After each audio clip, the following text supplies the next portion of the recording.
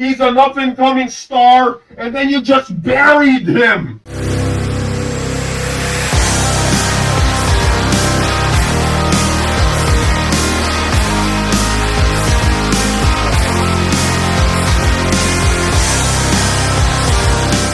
Hello everyone, my name is Anonymous Something.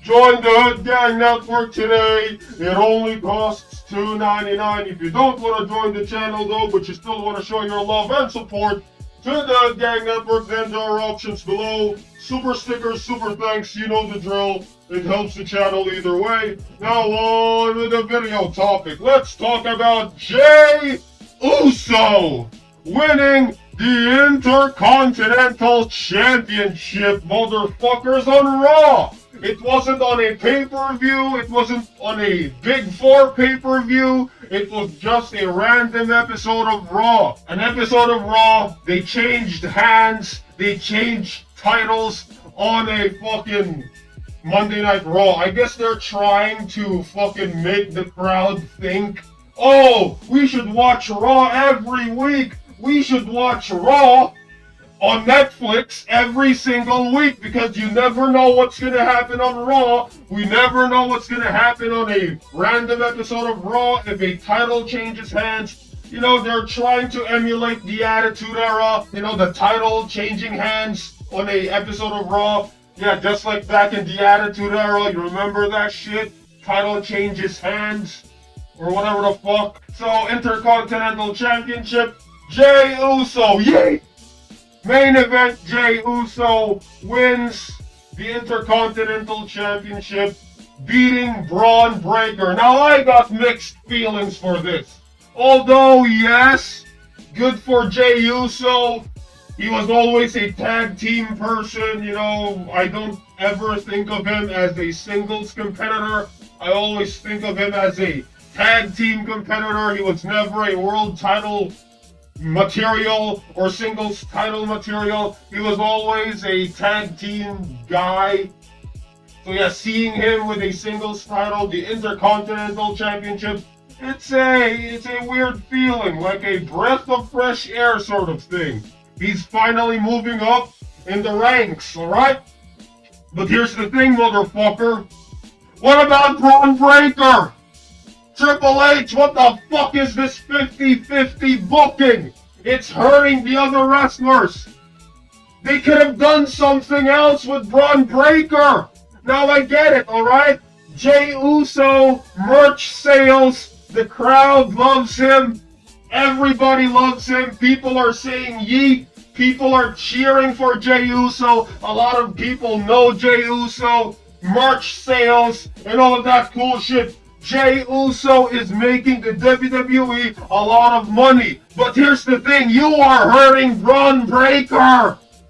Bron Breakker, alright? He looks like a star. He's a star. He's an up-and-coming star. And then you just buried him. No, he's not completely buried, alright? Because he just lost a match to Jey Uso, alright? But here's the thing, the way he lost clean. That made Bron Breakker look weak. Alright, yes, you know, I kind of watched some of the match, you know, parts of the match, and I'm getting the vibe of maybe Bron Breakker dominated the entire match and then Jey Uso overcame the odds or whatever the fuck you call it. But here's the thing, motherfuckers. Yes, Bron Breakker dominated the entirety of the match, but the way he lost, flat on his back, no screw job, you just ruined him. I'm just saying, man. He was booked strong. Bron Breakker is supposed to look strong, supposed to be booked strong if you want Bron Breakker to reach, you know, higher shit, like, you know, bigger heights, if you wanted to push Bron Breakker. But I guess WWE doesn't see the value of Bron Breakker, so they were like, yeah, it's just Bron Breakker, just let him lose to Jey Uso, just let him have this win, alright?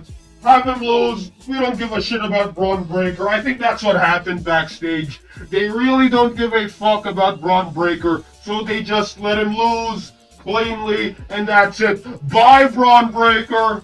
That's what happened. But what the fuck, man? You could have built Braun Breaker stronger. He could have been a big star in the wrestling WWE shit. You could have done something with him. He's related to Scott Steiner. For fuck's sake. Related to Scott Steiner. What the fuck? So, he lost the championship. I don't know what the fuck's gonna happen now. I'm not mad that Jey Uso won. But I'm just mad because they could have done something else with Braun Breaker. Screw job, probably a low blow, steel chair, turnbuckle, you know, the steel turnbuckle hit. Or maybe something, oh, I guess you could say he got speared through the announce shit. But here's what they should have done. Yes, alright, have Jey Uso pin Braun Breaker. Braun Breaker, like, kicks out. So Jey Uso was like, okay, what else am I have to do? He's pretty strong. So he hits him with more finishers to make Braun Breaker look strong. You could have done that. At least, like, protect Braun Breaker. I'm just saying, man, Braun Breaker, he looks like a star. He carries himself like a star. Triple H, WWE with 50-50 booking, man. I'm not supporting this 50-50 booking shit. Anyway, what are your thoughts on all of this? My name is Anonymous Something, and I'll see you all in the next video. I approve this fucking message, and AS rules!